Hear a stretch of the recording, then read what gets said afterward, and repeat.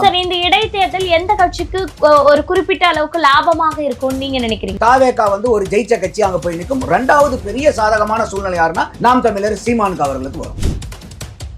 ஏன்னா இந்த அளவுக்கு இவங்க ரெண்டு பேரும் இருக்காங்க அதிமுக திமுக போது நம்ம ஏன் சீமான் அவர்களையும் ஒரு ஆல்டர்னேட்டிவ் இப்ப விஜய்க்கு எதிராக வாக்களிக்கணும்னு ஒரு மனநிலை இருக்கக்கூடிய மக்கள் இருப்பாங்க இல்லையா, அந்த மக்கள் பூரா சீமான் அவர்களே ஒரு மாற்றா பார்க்கறதுக்கு ஒரு வாய்ப்பு இருக்கு. அதிமுகவையும் திமுகவையும் பார்த்த மக்கள் இன்னைக்கு பாரு, இதுக்காக தான் சீமான் அவர்கள் இந்த கட்சிகளோட எல்லாம் கூட்டணி போகாம இருந்தாரு, நல்ல வேலைப்பா இவரெல்லாம் கூட்டணி போகல, போனா இன்னைக்கு என்ன ஆயிருக்கும், அப்போ இவருக்கு போகக்கூடிய அரசியல் சரியான பாதையா தான் இருக்குமோ அப்படின்னு சொல்லிட்டு இதுக்கு சீமான் அவர்களும் அதை பூரா உடைச்சிருக்காரு விஜய் அவர்கள். அப்போ சீமான் அவர்கள் வேண்டிக்கிட்டு இருந்த மக்கள் கிட்ட வச்சுக்கிட்டு இருந்த கோரிக்கைகள் பூராமே சாதி பார்த்து வாக்களிக்காத, மதம் பார்த்து வாக்களிக்காத, பணத்தை வாங்கிட்டு ஓட்டு போடாதான்னு சொல்லிக்கிட்டு இருந்தது பூரா அவர் சொல்லிக்கிட்டு இருந்தாலும் இன்னைக்கு விஜய்னால அது ஏதோ ஒரு வகையில நடந்திருக்குல்ல. கண்டிப்பா அது நாம் தமிழருக்கும் ஒரு சாதகமான சூழல் தானே. இதைத்தான் நான் ஆரம்பத்துல இருந்து நான் நாம் தமிழருக்கு அவங்க கிட்ட சொல்லிக்கிட்டு வருது, உங்களுக்கு வாக்காளர்கள் மட்டும் பத்தாது, ஒவ்வொரு வாக்காளரையும் நீங்க களப்பணியாளர்கள் ஆக்கணும். எனக்கு உங்களுக்கு நாம் தமிழருக்கு பிடிக்கும், நீங்க ஒரு ஓட்டை போட்டு போயிடுவீங்க. ஆனா களப்பணியாளர்கள் அப்படி இல்லை, உங்க ஒரு ஓட்டு மட்டும் இல்லாம உங்க மூலியமா ஒரு 10 ஓட்டை சம்பாரிச்சு கொடுக்க முடியுமாங்கிறதுக்காக மெனக்கெடுவீங்க.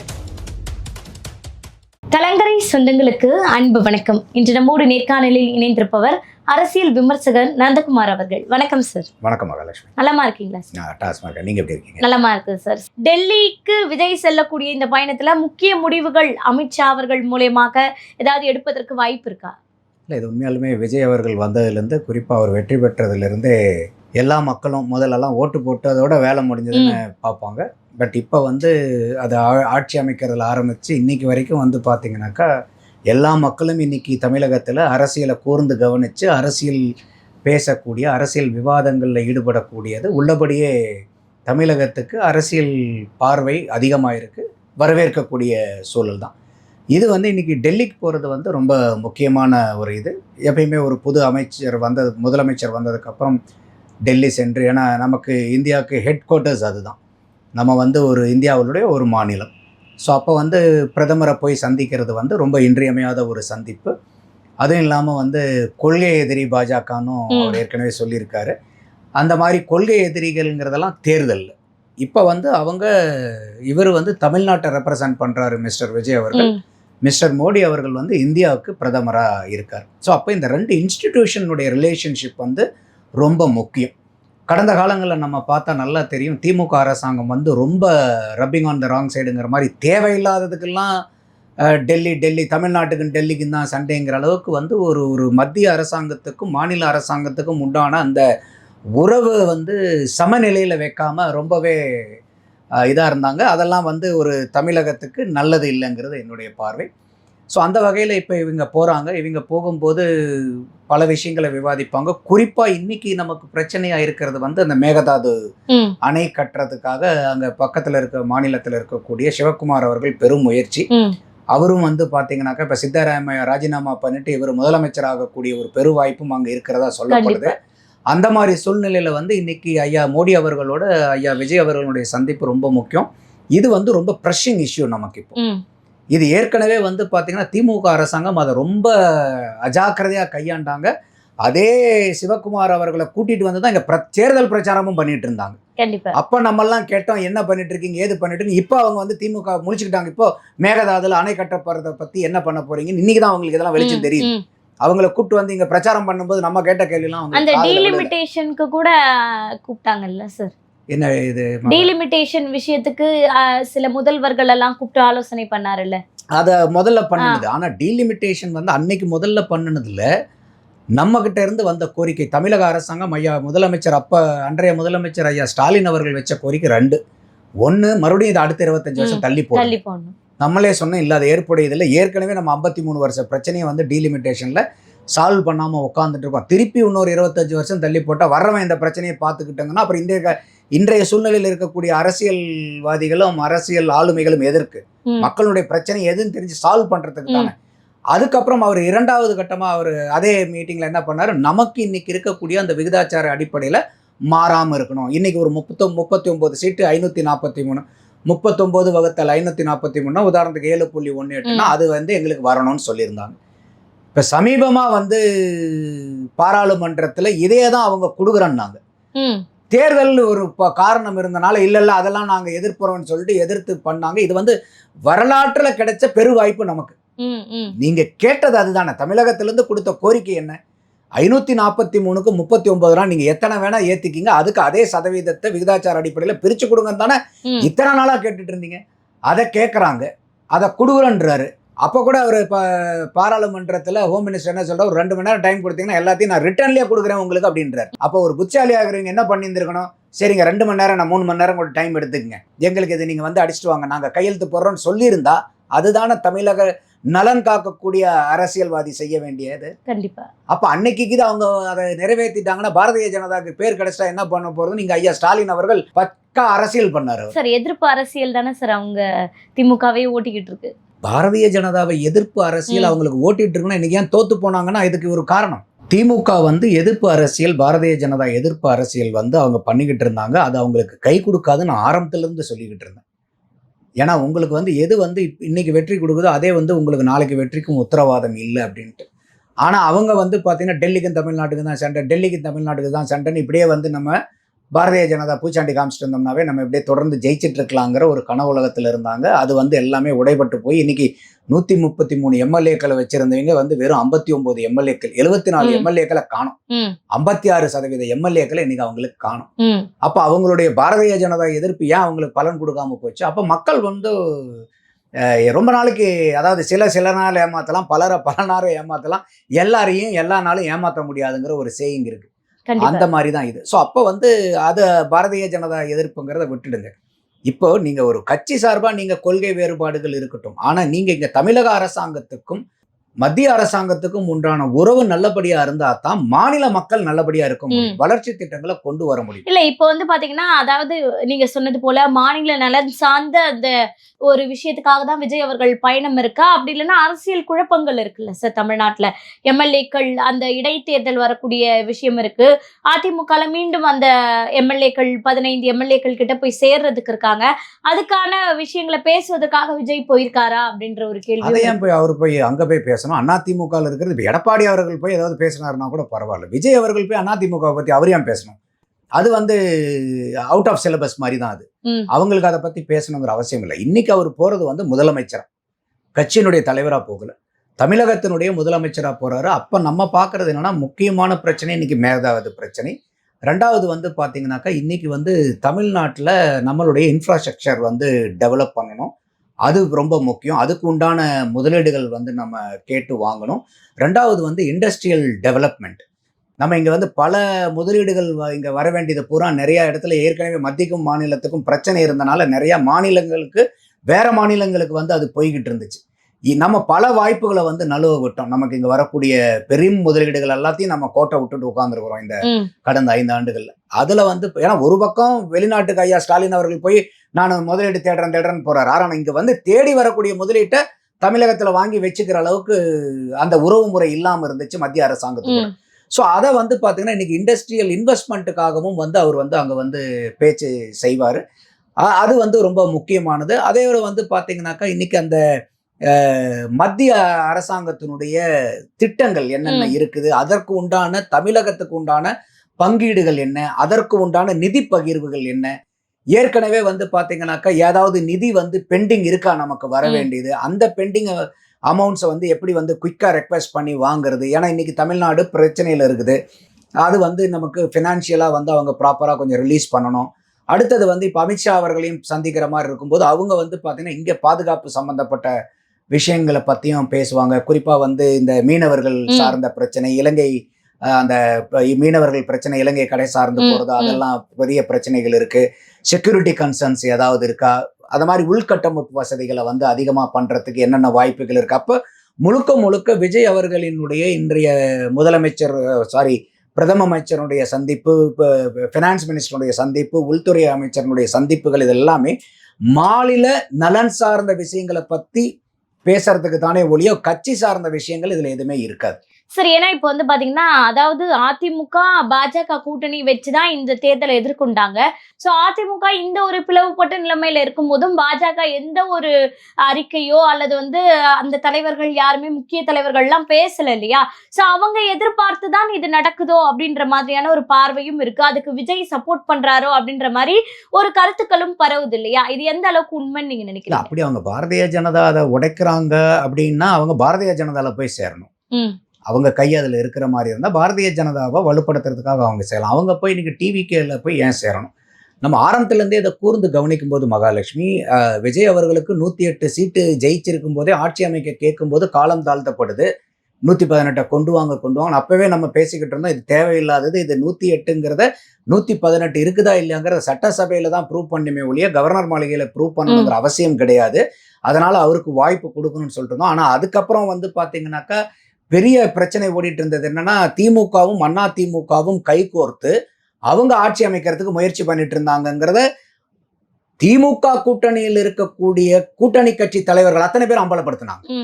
ஐயா பேபி அவர்கள் கம்யூனிஸ்டினுடைய அகில இந்திய செயலாளர் ஜெனரல் செக்ரட்டரி, அவர் வந்து இந்தியா டுடே பேட்டியில வந்து அம்பலப்படுத்துறாரு. அடுத்தது வந்து சிவி சண்முகம், அதிமுகவினுடைய அந்த தரப்பு வந்து நாங்க பிரிஞ்சு வந்ததுக்கு காரணமே திமுக கூட அதிமுக கைகோக்குங்கிறது எங்களுடைய மெயின் காரணம் அப்படிங்கறத அவங்களும் சொல்றாங்க. அடுத்தது வந்து அண்ணன் திருமாவளவன் அவர்களுடைய பேட்டியில சொல்றாரு, 7ஆம் தேதி முதலமைச்சர், அன்றைக்கு இருந்த முதலமைச்சர் ஐயா ஸ்டாலின் அவர்கள் எங்களை கூப்பிட்டாரு. நாங்க போய் பார்த்தோம். அப்பயும் வந்து கம்யூனிஸ்டுகளும் வந்திருந்தாங்க. இந்த மாதிரி அவங்களுடைய திட்டத்தை சொன்னாங்க. அப்பயே நாங்க சொன்னோம், இல்லை இது உங்களுடைய எதிர்கால அரசியலுக்கு நல்லதில்லை, உங்க அரசியலே சூன்யம் ஆயிடுங்கிற வார்த்தையை பயன்படுத்தினார். நான் அப்பயே பல விவாதங்கள்ல சொன்னது, இது திமுகவுக்கு சூன்யம்னா அதிமுகவும் சூன்யமாகும்ல. ஏன்னா இது 53 ஆண்டு கால அரசியல் ஒருத்தரை எதிர்த்து இவங்க 2 பேரும் ஒண்ணு சேரக்கூடாதா? தாராளமா சேருங்க. ஆனா எந்த சூழ்நிலையில விஜய் அவர்கள் ஆட்சி அமைக்க கூடாதுங்கிறதுக்காக 108 எம்எல்ஏக்களை வச்சிருக்கிறவங்களும் ஆட்சி அமைக்க விடாம நீங்க 47 சீட்டு வச்சிருக்கக்கூடிய அதிமுகவை 59 சீட்டு வச்சிருக்கக்கூடிய திமுக இயக்கி நீங்க வந்து மற்ற கட்சிகளை சப்போர்ட் பண்ணுங்கன்னு சொல்லும்போது அதனுடைய காரணமா தான் நாங்களா வெளியே வந்தோன்னு கம்யூனிஸ்டுகள் சொல்றாங்க. அடுத்தது ஐயா காதர் மொய்தீனும் இதே விமர்சனத்தை வைக்கிறார். அதுக்கப்புறம் கம்யூனிஸ்டுடைய மாநில செயலாளர் அவர் சண்முகம் ஐயாவும் அதே சொல்றாரு. சார், ஆனா இதெல்லாம் வந்து பிறகு நடந்தது. அதாவது ப்ரூவ் பண்ணோம் மெஜாரிட்டி அப்படின்னு சொல்றதுக்கு பிறகு நடந்ததுன்னு வச்சுக்கோங்களேன். எதுக்கு பிறகு மெஜாரிட்டி ப்ரூவ் பண்ணோம்னு ஆளுநர் வந்து டிவிகேக்கு அழுத்தம் கொடுத்ததுக்கு அப்புறம் இதெல்லாம் நடந்தது அப்படின்னு வச்சுக்கோங்களேன். ஆனா விஜய் அவர்கள் சிவி சண்முகத்தை வந்து வெற்றி பெற்ற உடனே முக்கிய தலைவர்களை போய் சந்திச்சாரு. அப்ப அவரை போய் சந்தித்ததற்கான காரணம் என்ன? அப்ப டிவிகே தான் மாற்று அரசியல் என்ற பெயரில் குதிரை பேரம் நடத்தினாங்களான்ற கேள்வி மக்கள் மத்தியில இருக்கிறது இல்ல. அது நியாயமான கேள்விதான். ஆனா நீங்க மறுபடியும் வந்து அந்த டைம் லைனை பாருங்க. அவங்க வந்து விஜய் அவர்கள் போனது ஃபர்ஸ்ட் போனாரா இல்ல அவங்க அதிமுகல இருந்து பிரிஞ்சு வந்தது ஃபர்ஸ்ட் நடந்துச்சா? ஃபர்ஸ்ட் பிரிஞ்சு வந்தது. என்ன சொல்றாங்க, நாங்க வந்து இந்த காரணத்தை சொல்றாங்க, 2 பேரும் கைகோர்த்து பண்றாங்க, எங்களுக்கு உடன்பாடு இல்ல. ரெண்டாவது வந்து பாத்தீங்கன்னா நாங்க பாரதிய ஜனதாவை கூட நாங்க உறவை முறிச்சுக்கிட்டோம். மூன்றாவது அடுத்த கட்ட அதிமுகவை எப்படி வழிநடத்த போகணுங்கிறது பொதுக்குழு கூட்டணும், அது வரைக்கும் எங்களுக்கு வந்து உடன்பாடு இல்லைங்கிறது, இதுதான் அவங்களுடைய கோரிக்கை. அப்போ அந்த சூழ்நிலையில முதலமைச்சர் ஆனதுக்கு அப்புறம் ஒரு கட்சியில் இருக்கக்கூடிய ஒரு 25 நபர்கள் எங்களுக்கு வந்து பாரதிய ஜனதா திமுக கூட கூட்டணி வச்சு இவங்க ஆட்சி அமைக்க பாக்குறாங்க, அது எங்களுக்கு பிடிக்கல, திமுக கூட போய் கை சேர்க்கிறதுக்கு தாவேக்காக்கு ஆதரவு கொடுக்கறது எவ்வளவோ மேல் அப்படின்னு சொல்லும் போது அவங்கள போய் பாக்குறதுல என்ன தவறு இருக்க போகுது? நீங்க அந்த இடத்துல விஜயனுடைய நிலைமையில நீங்க இருந்திருந்தீங்கன்னா நீங்க போய் பார்த்திருக்க மாட்டீங்களா? சார், இப்ப வந்து இவங்க 2 பக்கமே இல்லாம நிக்கிறாங்கல்ல சார். இப்ப அங்கேயும் போய் சேர்றதுக்கு பேச்சுவார்த்தை நடத்துறாங்க. பிளஸ் ஒரு 5 பேர் வந்து இடைத்தேர்தல் வைக்கிறதுக்காக ராஜினாமா பண்ணிருக்காங்க. ஆனா குழப்பம் மனநிலையிலே இருக்கிறாங்க இல்லையா? இல்ல, அது அவங்களுடைய மனநிலை. இப்ப நீங்க ஒரு முடிவு எடுத்துட்டு அந்த முடிவுல திடகாத்திரமா இல்லைன்னா அதுக்கு நம்ம என்ன பண்ண முடியும்? நீங்க வந்து இல்ல இது நாங்க இதுதான் பேச்சுவார்த்தை, இதுதான் பொதுக்குழுவை கூட்டணுங்கிறது அவங்களுடைய டிமாண்டு. திமுக கூட கை சேர்த்தது பிடிக்கல, அதனால வெளியே வந்துட்டாங்க. இப்ப என்னாச்சு, அந்த 25 பேர்ல 5 பேர் திருப்பி மன்னிப்பு கடிதம் கொடுத்துட்டு எடப்பாடியார்கிட்டயே போயிட்டாங்க. அப்ப இந்த ராஜினாமா பண்ண எம்எல்ஏக்களுக்கு ஒரு சோர்வு வரும் இல்லையா? என்னடா இதை சொல்லிதானே நம்ம எல்லாரும் வெளியே வந்தோம், இப்ப திருப்பி 5 பேர் வந்து திருப்பி எடப்பாடியார் அவர்கள்ட்டே போகும்போது திருப்பி எல்லாரும் இந்த மாதிரி போயிட்டு இவங்க சொன்ன கருத்துல உடன்பட்டு வெளியே வந்திருக்கிறாங்கல்ல, அவங்களுக்கு எல்லாம் ஒரு மனச்சோர்வு ஆகும்ல, என்ன இப்படி பண்றாங்க அப்படின்ட்டு. அப்ப என்ன பண்ணுவாங்க, திருப்பி நம்ம அதிமுக போறதுக்கு இதுக்கு பருத்தி மூட்டை குடோன்லயே இருந்திருக்கலாமே, எதுக்கு திருப்பி அங்கே திருப்பி போகிறதுங்கிறதுக்காக அவங்க வந்து ராஜினாமா பண்ணுறாங்க. அடுத்தது ராஜினாமா பண்ணுறதுங்கிறது வந்து இப்போ இன்றைக்கி அதிமுகக்களுடைய எம்எல்ஏக்கள் தாவேகாவுடைய கட்சியில சேர்ந்து அமைச்சரா இருந்தாங்கன்னா குதிரை பேரம் சொல்றதுல நியாயம் உண்டு. ம். இப்ப இந்த ராஜினாமா பண்ணின எம்எல்ஏக்கள் ராஜினாமா பண்ணாம அதிமுகவினுடைய எம்எல்ஏக்களா இங்க வந்து அவங்களுக்கு உண்டான அதிகாரமோ பதவிகளோ வாங்கியிருந்தாங்கன்னா குதிரை பேரம் நடந்திருக்குன்னு நம்ம சொல்லலாம். இந்த எம்எல்ஏக்கள் எல்லாமே ராஜினாமா பண்றாங்க. அப்போ எனக்கு அதிமுக சார், பேர்ல நின்னு- அமைச்சரவையில் விஜய் இடம் கொடுக்கல சார். அந்த வழி இல்லாததால தானே இப்போ வந்து நம்ம தவறான முடிவு எடுத்துட்டோமோன்னு அவங்க ராஜினாமா பண்றாங்க. நான் இதை டே ஒன்னுல இருந்து சொல்லிக்கிட்டு இருக்கேங்க. இந்த மாதிரி வந்து குற்றச்சாட்டு இவங்க எல்லாம் அமைச்சர் பதவிக்காக அங்க போய் நின்றுட்டு இருக்காங்க. விஜய் அவர்கள் வந்து அதிமுக உடைச்சு கொண்டு அமைச்சராக்க போறாருன்னு சொல்லும் போதே இது எந்த வகையில சாத்தியம் இருக்கும் சொல்லுங்கன்னு கேட்டுட்டு இருந்தேன். உங்களை மாதிரி நீங்க சொல்ற மாதிரியே பல பேர் விவாதத்துல சொல்லிட்டு இருந்தாங்க. ஒவ்வொரு நெறியாளர்கிட்டையும் இந்த விவாதத்தை வச்சுக்கிட்டு நான் கேட்ட கேள்வி, சட்டப்பூர்வமா அதுக்கு உண்டான வழிமுறைகள் இருந்தா சொல்லுங்க. ஏன்னா வழிமுறைகளே கிடையாது. ஒண்ணு என்னன்னா, எடப்பாடியார் அவர்கள் பொதுச் செயலாளர்ல இருந்து இவங்களை நீக்கின மாதிரி கட்சியில இருந்து நீக்கணும். அப்படி நீக்கி இருந்தா இந்த 25 பேரும் இண்டிபெண்டன்ட் எம்எல்ஏவா இருப்பாங்க. அப்போ எம்எல்ஏ பதவியை இழக்காம தாவேகாக்கு வந்திருக்கலாம். கரெக்டா? ரெண்டாவது, 3/2 பங்கு எம்எல்ஏக்கள் பிரிஞ்சு வந்தா கட்சி தாவல் தடை சட்டம் ஒத்து வராது. அதனால அந்த 25 பேரும் எம்எல்ஏக்களுடைய பதவியை இழக்காம 31 பேர் வரணும். இந்த 25 பேர் பத்தாது. 47 × 3 × 2ன்னா உங்களுக்கு 31 எம்எல்ஏக்கள் வேணும். ஆனா 31 பேர் இருந்தாங்களா? அப்போ 25 பேர் தான். அப்போ அதுக்கும் சாத்தியக்கூறு இல்ல. அப்போ மூன்றாவது, இவங்க வந்து பாத்தீங்கன்னாக்கா எம்எல்ஏக்கள் ராஜினாமா பண்ணிட்டு தாவேகா கிட்ட வந்து சேரணும். அப்படி வந்து சேர்ந்தாங்கன்னா அவங்க எம்எல்ஏக்களா முதல்ல எப்படி அமைச்சர் பதவி கொடுக்க முடியும்? அடுத்தது மக்கள்கிட்ட போய் நின்று தேர்தலை சந்திக்காம. இது நான் 1வது நாள்ல இருந்து கேட்டுட்டு இருக்கேன். யாரும் பதில் சொல்ல மாட்டேங்கிறாங்க.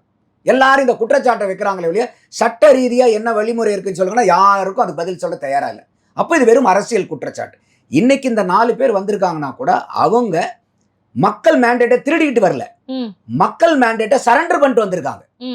நீங்க ஏன்னா உங்களை தேர்ந்தெடுத்தது அதிமுகனாலதான், எடப்பாடியார் அவர்களுடைய பிரச்சாரத்தினாலதான், விஜய் அவர்களுக்கும் எதிர்த்த வாக்குனாலதான், திமுகவுக்கும் எதிர்த்த வாக்குனாலதான், எல்லாமே அதிமுகனால கிடைச்ச பதவி உங்களுக்கு. அப்போ அந்த எம்எல்ஏக்களோட நீங்க பதவியோட வந்திருந்தீங்கன்னா நாமளே கேள்வி கேட்போம். பட் இன்னைக்கு அவங்க என்ன பண்ணிருக்காங்க? ராஜினாமா பண்ணிருக்காங்க. அப்ப மக்கள் கொடுத்த தீர்ப்புக்கு தலை வணங்கியிருக்காங்க. இதுதானே ஜனநாயகம். அப்ப நான் வந்து அதிமுக சீட்ல இருந்து ஜெயிச்சதை இந்த பதவியை நான் அப்படியே கொண்டு போனோம்னா அதுக்கு பேர் குதிரை பேரம். நான் இந்த பதவியை துறக்கிறேன். இப்போ நம்மளுடைய இந்தியன் கான்ஸ்டிடியூஷன் நீங்க ஒரு கட்சிக்கு சேர்றதுக்கு உரிமை கொடுக்குதா இல்லையா? கட்சி மாறுறதுக்கும் உரிமை கொடுக்குதா இல்லையா? தனிப்பட்ட நபரா? இன்னைக்கு எம்எல்ஏவனுடைய பதவியை ராஜினாமா பண்ணதுக்கு அப்புறம் அவங்க தனி நபர். அவங்க என்ன எதுக்காக வந்து வெளியே வந்தாங்க? ஃபேக்ஷன்ல திமுக கூடுறது சேர்றது பிடிக்கல. அப்ப இந்த இடத்துல தாவேகா வந்து அதிமுகவை உடைக்குதா? திமுக வந்து அதிமுகவுக்கு ஆசை வார்த்தை காமிச்சனால இன்னைக்கு அதிமுக உடைஞ்சிருக்கா? யார் காரணம்? இந்த 2 பேர்த்துல புள்ளியார் சொல்லி போட்டு விட்டது யாரு? மகாலட்சுமி. தாவேகா புள்ளியார் சொல்லி போட்டு விட்டுச்சா? திமுக புள்ளியார் சொல்லி போட்டு விட்டுச்சா? அதிமுகவினுடைய வெடிப்புக்கும் பிளவுக்கும். அப்ப பாவம் ஒரு பக்கம், பழி ஒரு பக்கம் எதுக்கு போகணும்? அப்ப இன்னைக்கு திமுகவினுடைய எம்எல்ஏக்கள் ராஜினாமா பண்ணிட்டு தாவேகா பக்கம் போய் சேர்றாங்கன்னா கூட அவங்க ஏன் சேர்த்திக்க கூடாது? நல்ல மக்களா இருக்கும்போது. ஆனா அவங்க உறுதியா இருக்காங்களே. வந்தா நான் தான் கேள்வி கேட்கிறேன். அப்ப இவங்களுடைய உறுதியை தானே நீங்க கேள்வி கேட்கணும். தாவேகாவை கேள்வி கேட்கறதுல எந்த விதத்துல? சார், இப்போ வந்து இவங்க ராஜினாமா கடிதம் கொடுத்திருக்காங்க இல்லையா சபாநாயகர் கிட்ட, அது வந்து ஏற்றுக்கொள்ளக்கூடியதானா? அந்த ராஜினாமா வந்து செல்லுமா அப்படின்ற ஒரு கேள்வி இருக்குல்ல. ஏன்னா அவர் வந்து பதவி நீக்கம் செய்யணும், இவங்க வந்து இந்த மாதிரி மாற்று கட்சிக்கு சப்போர்ட் பண்ணதாலன்னு எடப்பாடி ஆல்ரெடி கேஸ் போட்டிருக்காரு. ஸோ வந்து செல்லுமா சார்? இல்லை, இது வந்து ஆன்டி டிஃபெக்ஷன் லாவில் வந்து அவங்க ஏற்கனவே அந்த 25 பேர்த்தையும் நீக்கணும் லெட்டர் கொடுத்தாங்க. இன்னைக்கு இந்த 5 பேர் அங்க போய் சேர்ந்திருக்காங்க பாருங்க, மன்னிப்பு கடிதம் கேட்டு. அவங்க வந்து காப்பி சபாநாயகருக்கும் கொடுத்திருக்காங்க. இப்ப அதிமுக தரப்புல இருந்து என்ன சொல்லுதுன்னா, இந்த 5 பேர்த்த பதவி விட்டு நீக்காதீங்கன்னு. நாளைக்கு ஒரு 3 பேர் போறாங்கன்னு வச்சுக்கோங்க. நாளைக்கு இந்த 3 பேர்த்துக்கு நீங்க பதவியை நீக்காதீங்க. நாளானிக்கு ஒரு 4 பேர் போயிட்டாங்க, அவங்களையும் நீக்காதீங்கன்னா நீங்க சொல்லுங்க, ஒரு சபாநாயகர் எதை வச்சு முடிவு எடுக்க முடியும்? இது 2020 சுப்ரீம் கோர்ட்ல மணிப்பூர் சபாநாயகருக்கு இதே மாதிரி ஒரு பிரச்சனை வந்து ஒரு கேஸ் நடக்குது. அதுல சுப்ரீம் கோர்ட் வந்து தெளிவா சொல்றாங்க, இந்த மாதிரி ஒரு ஆன்டி டிஃபெக்ஷன் அப்பீல் இருக்கும்போது 90 நாளைக்குள்ளார முடிவெடுங்க. ஏன்னா அவர் ஐயா ஜேசிடி பிரபாகர் சொல்ற மாதிரி டைம் லிமிட்லாம் கான்ஸ்டிடியூஷன்ல எதுவுமே சொல்லல.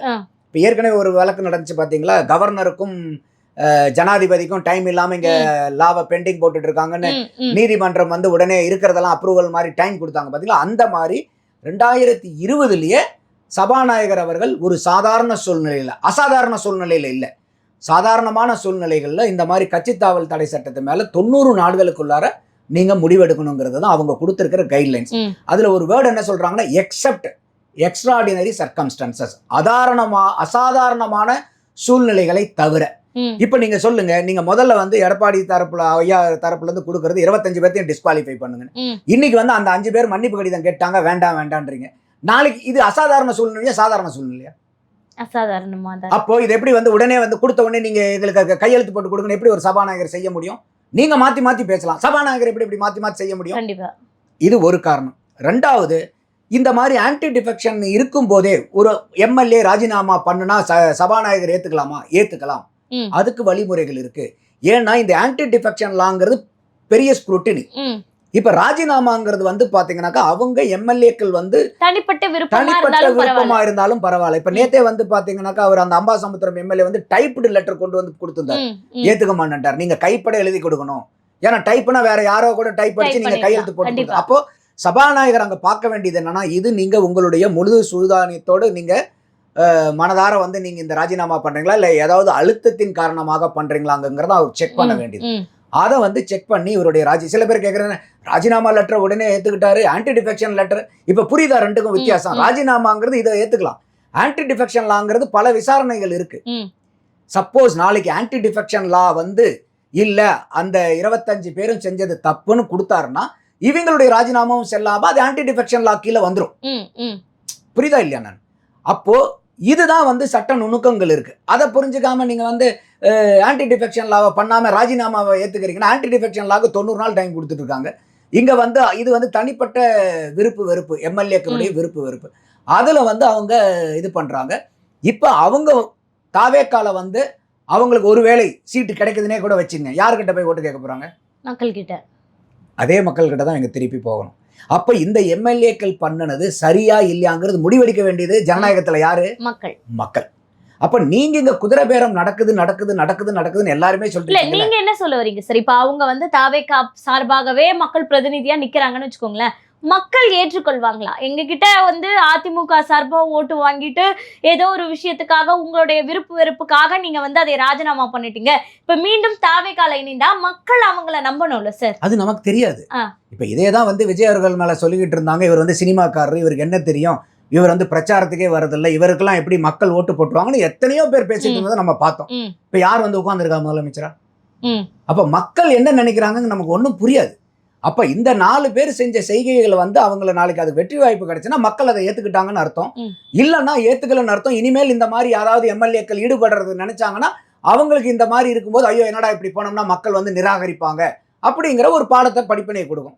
இல்ல மக்கள் ஜெயிக்க வைக்கிறாங்கன்னா பரவாயில்ல, இவங்க வந்து பாத்தீங்கன்னா எடுத்த முடிவு கரெக்ட் தான், மக்கள் வந்து இந்த எம்எல்ஏக்கள் முடிவை வந்து ஒத்துக்கிட்டாங்க அப்படிங்கும்போது மற்றவங்களுக்கும் வந்து இந்த மாதிரி நமக்கு ஒரு முடிவு, அதாவது நம்மளுடைய இப்ப இது தவறுனா இப்ப இன்னைக்கு வந்து ஒரு கட்சியில நின்று நீங்க ஜெயிக்கிறீங்க, நீங்க எம்எல்ஏக்கள்லாம் நான் வெறும் ரப்பர் ஸ்டாம்பா? நீங்க கட்சி தலைமை இவருக்கு ஓட்டு போடணும், அவருக்கு ஓட்டு போறதுக்கு இவருக்கு போடணும், ரோபோவா அவங்க?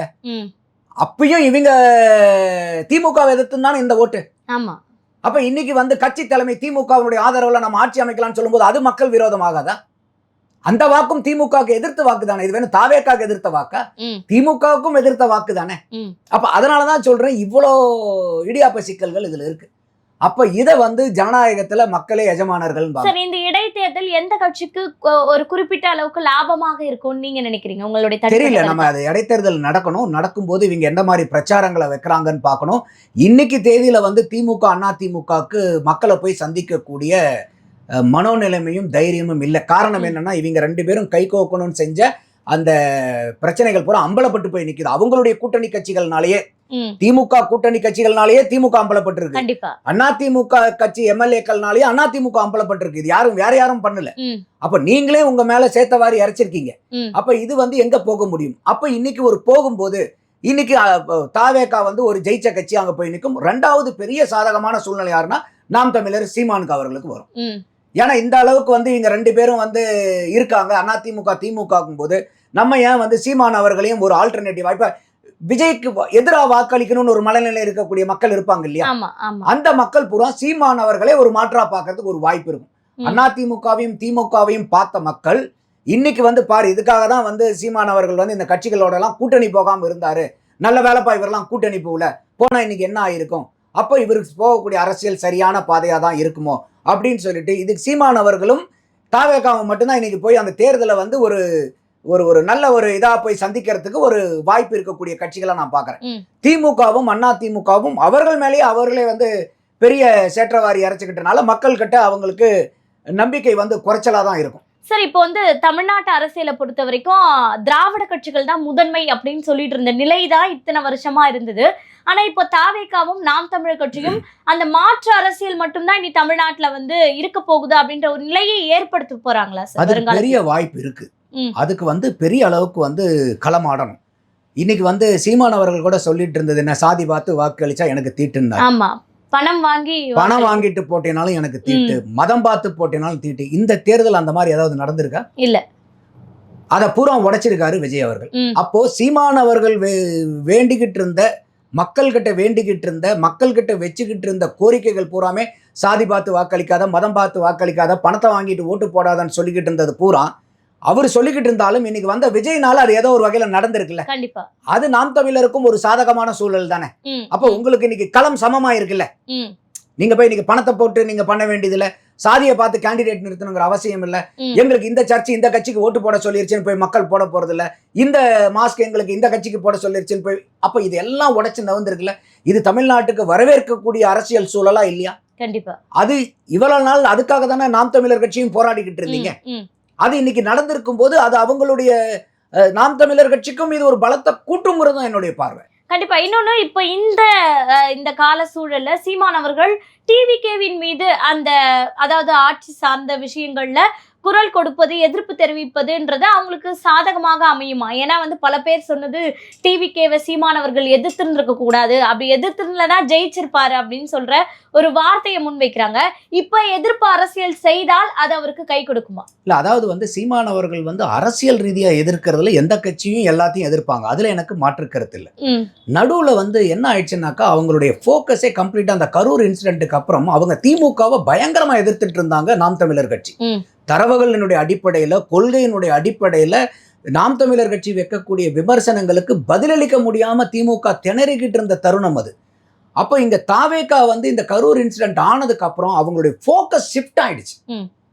இப்ப நீங்க தாவேகாவை நாம் தமிழர் விமர்சிக்க கூடாதா, தாராளமா விமர்சிங்க. ஆனா இங்க எங்க போயிடுச்சுன்னா அந்த விமர்சனங்கள் பூராமே ரொம்ப அசிங்கமான ஆபாசமான விமர்சனங்களாக மாறிடுச்சு. அந்த விஷலுக்கு வந்து தமிழாக்க வார்த்தைகள், என்ன மாதிரி தமிழாக்க வார்த்தைகள், அதுல வந்து பாத்தீங்கன்னாக்கா அண்ணன் சீமான் அவர்கள் போயிட்டு முதல்ல சொல்றாரு, அந்த வீடியோ வரதுக்கு முன்னாடி, விஜய் அவர்களுடைய வீடியோ வரதுக்கு முன்னாடி, தம்பி மேலேயும் தப்பு சொல்ல முடியாது, அரசாங்கத்து மேலேயும் தப்பு சொல்ல முடியாது, இவருக்கு நாச்சுக்கு வந்து சந்தில கொடுத்தாங்க, எங்களுக்கு மூத்திர சந்தில கொடுப்பாங்க, அதுலலாம் பேசிதான் வந்திருக்கோம், இதெல்லாம் நியாயமான பேச்சு. அப்போ சீமான் அவர்கள் முதல் நாள் போய் பேசிட்டு வரும்போது மக்கள் கிட்ட ஏகோபித்த பாராட்டுகள் அண்ணன் சீமான் மேல. இவர் ஒரு 3 நாள் அந்த வீடியோவை விட்டதுக்கு அப்புறம் தப்பு பூரா விஜய் தான் பண்ணினாருங்கிற மாதிரி அவங்களுடைய பிரச்சாரங்கள் போயிடுச்சு தேர்தல் வரைக்குமே. அப்ப அந்த இடத்துல நீங்க விஜயம் தாக்கி பேசுங்க. ஆனா அவங்க என்ன பண்ணிருக்கணும்னா திமுக அரசாங்கமும் இதுக்கு காரணம்னு பேசியிருக்கணும். அதுல இருந்து பாத்தீங்கன்னாக்கா அவங்க வந்து கொஞ்சம் அந்த விமர்சனத்தை ஒதுக்கிட்டு விஜய் எதிர்ப்பை மட்டும், மேபி அவங்க வந்து இன்னைக்கு விஜய் வரனால நமக்கு வந்து அது ஒரு த்ரெட்டா இருக்காங்க, அதனால விஜயை அடிக்கடிக்க நம்மளுடைய வாக்கு அங்க டிரான்ஸ்ஃபர் ஆகாம இல்ல விஜய் ஒரு மாற்றா பாக்குறீங்களா நம்ம பக்கம் இழுக்கலாங்கிற ஒரு ராங்கான ஸ்ட்ராட்டஜி யாரோ கொடுத்துருக்காங்க. அப்போ நீங்க அரசியல் ரீதியான விமர்சனங்கள்லாம் ஓகே. இப்போ நம்மளே வந்து பல பேர்த்திட்ட நம்ம வந்து விசாரிக்கிறோம், யாருக்கு போட போறீங்க, ஏன் போட போறீங்க, என்னத்துக்கு போடுவீங்க, இல்லைங்க நாங்கள் மாறுதலுக்காக வந்து விஜய்க்கு போடலான் இருக்கோம், என்ன காரணத்துக்காக போறீங்க, இல்லைங்க ஒரு மாற்றம் வரட்டும், ஏங்க அந்த மாற்றத்தை வந்து சீமான் இவ்வளோ நாளாக பேசிட்டு இருக்காரு, 10 வருஷமா தேர்தல் அரசியலில் பேசியிருக்காம, இல்லைங்க அது என்னமோ அவங்க ரொம்ப இதாக விமர்சிக்கிறாங்கங்க இவங்கள, அதனால வந்து எங்களுக்கு கொஞ்சம் சங்கடமா இருக்குங்கன்னு நமக்கு தெரிஞ்ச நபர்கள் நான் பேசின வகையிலேயே நான் வந்து அதை பார்த்தேன். நான் அதை அப்போ இவங்க வச்ச அரசியல் விமர்சனங்கள்ல எந்த குறைபாடுகளும் இல்லை. தனிமனித தாக்குதல், நக்கல் நையாண்டிகள், அதை நாங்க ஒரு தமிழ் படுத்துறோன்ட்டு அவ்வளோ அசிங்கமாவாங்க நீங்க தமிழ் படுத்துவீங்க, நீங்க தமிழை பாராட்டுறீங்களா இகழ்றீங்களாங்கிற ஒரு கேள்வி ஆயிடுச்சு.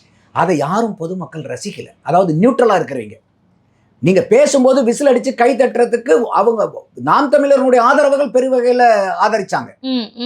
ஆனா அந்த வாக்கு மட்டும் பத்துமா?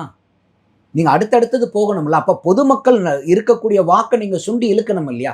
அந்த இடத்துல தான் வந்து நாம் தமிழர் கட்சி வந்து அதை கொஞ்சம் சர்க்கிள் ஆயிட்டாங்களே ஒழிய, அரசியல் கட்சின்னு வரும்போது அவங்க மேல விமர்சனம் வச்சுதான் ஆகணும். இப்பயுமே வந்து அவங்க விமர்சனம் தாராளமா வைக்கலாம், தப்பு கிடையாது.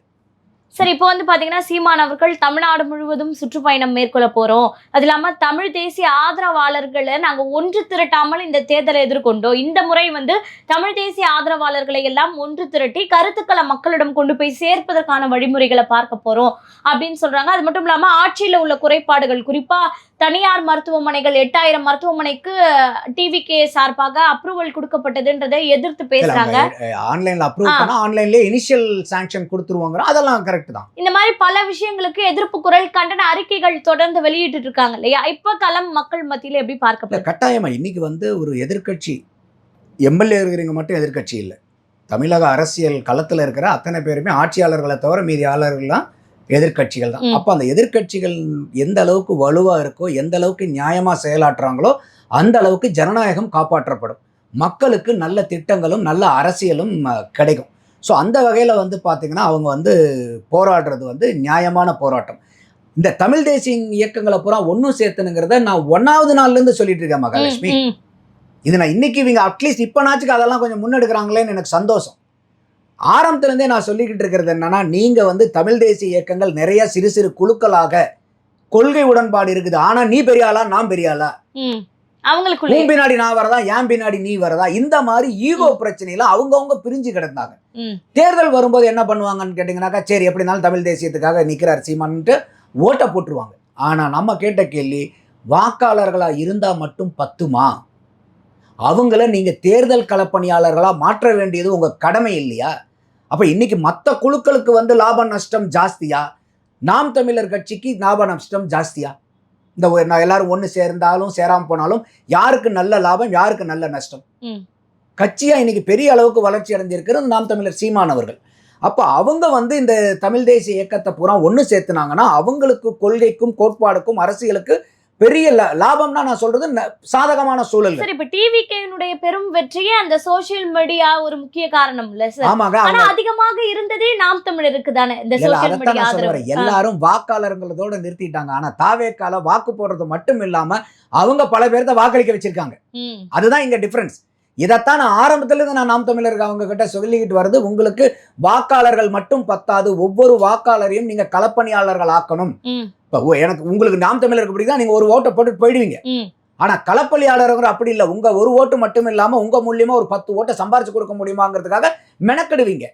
அப்ப இந்த மாதிரி தமிழ் தேசிய இயக்கத்துல உடன்பாடு இருக்கக்கூடிய இந்த இயக்கங்கள், சிறிய இயக்கங்களோ பெரிய இயக்கங்களோ யாரா இருந்தாலும் ஒரு கொடையின் கீழே நீங்க அவங்கள ஒன்றிணைச்சு சங்கமிக்க வச்சு அவங்களுக்கு சில பொறுப்புகளையும் சில வழிமுறைகளையும் வகுத்து கொடுத்தீங்கன்னா அவங்க போய் களப்பணி ஆற்ற முடியும். அப்போ வாக்காளர்களா மட்டுமே நீங்க சேர்த்துக்கிட்டீங்கன்னா எத்தனை காலம் ஆகுறது? அதனாலதான் ஒவ்வொரு கட்சியிலும் எதுக்கு வந்து அந்த பார்ட்டியினுடைய ஃபவுண்டேஷன் முக்கியம், கட்டமைப்பு முக்கியம் ஏன் சொல்றாங்க?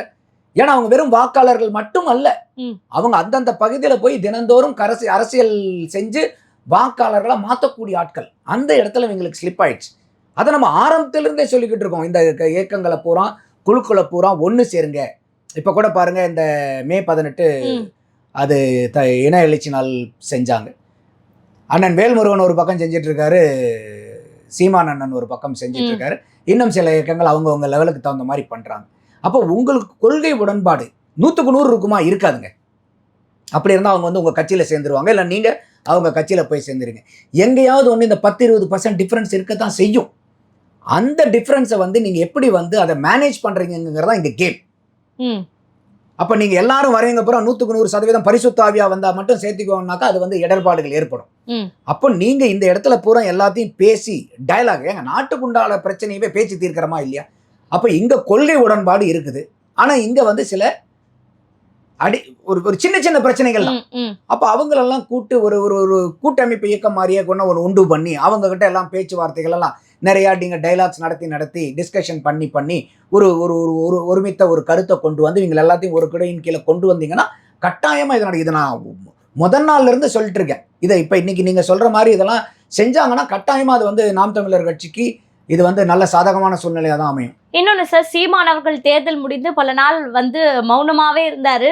பிரஸ்ஸை கூட அதிகமா சந்திக்கல இன்ன வரைக்கும் சீமான் அவர்கள். ஆனா மே 18 வந்து பாத்தீங்கன்னா ஒரு மிகப்பெரிய கூட்டம் சீமான் அவர்களை தேடி வந்தது இல்லையா? இனிமேல் வந்து சீமானவர்கள் மக்களை தேடி போக தேவையில்ல, மக்கள் சீமானை தேடும் காலம் வந்து விட்டது அப்படின்னு நம்ம பார்க்கலாமா? இல்லை, எப்பயுமே வந்துங்க எந்த அரசியல்வாதியாக இருந்தாலும் மக்கள் தான் போய் ஆகணும். ஏன்னா அவங்க வாக்களிக்கிறது அவங்க தான். அதனால இனிமேல் நீங்கள் நான் இங்கே இருப்பேன் நீங்கள் வாங்கன்னு யாரும் சொல்ல முடியாது. அந்த மாதிரி அண்ணன் சீமான் அவர்களும் சொல்கிற மாட்டார். அது மற்றவங்க பேசுகிறவங்க பேசிகிட்டு இருக்கலாம். நம்ம ஆரம்பத்துலேருந்தே சொல்லிக்கிட்டு இருக்கிறது என்னன்னா, சீமான் அவர்களும் அவர் கூட இருக்கக்கூடிய கூட்டமும் இது கொள்கை கூட்டம். இது வந்து பார்த்தீங்கன்னாக்கா தோல்வியை பார்த்து இந்த தோல்வியினால துவண்டு போகாத கூட்டம். வருத்தம் இருக்கும். அண்ணன் சீமான் அவர்கள் கூட வருத்தத்துல வீடியோ போட்டதெல்லாம் நம்ம பார்த்தோம்.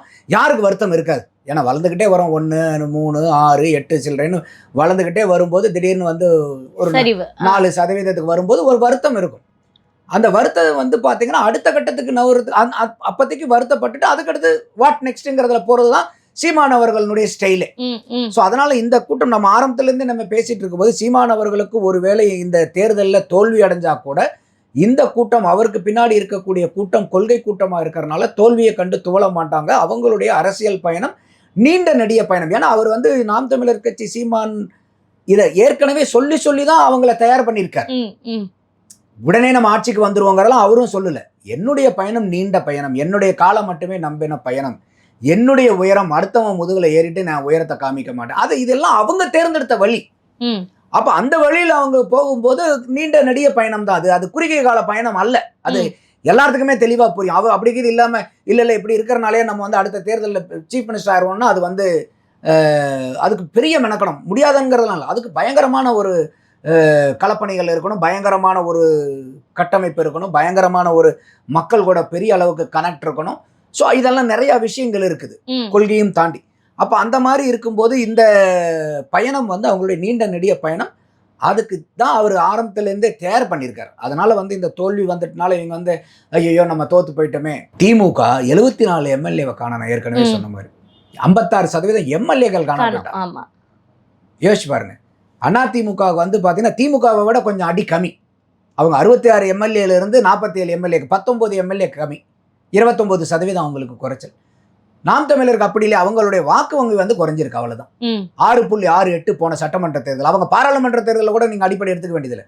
சட்டமன்ற டு சட்டமன்றம் மட்டும் பாருங்க, 6.6% இருந்த இடத்துல இன்னைக்கு நீங்க 4% வாங்கியிருக்கீங்க. ஸோ அதனால இது வந்து பெரிய ஐயோ நாம் தமிழர் என்ன ஆகி போச்சு அப்படிங்கிற அளவுக்குலாம் ஒன்றும் வருத்தப்பட வேண்டியதில்லை. அவங்க வந்து செய்ய வேண்டிய விஷயங்களை சரியா நீங்க சொன்ன மாதிரிலாம் செஞ்சாங்கன்னா ஆட்டோமேட்டிக்கா they will bounce back strong. கண்டிப்பா சார். நடப்பு கால அரசியல் குறித்து பல்வேறு தகவல்களை பகிர்ந்துக்கிட்டீங்க. தொடர்ந்து பேசுவோம். நன்றி. நன்றி மகாலட்சுமி.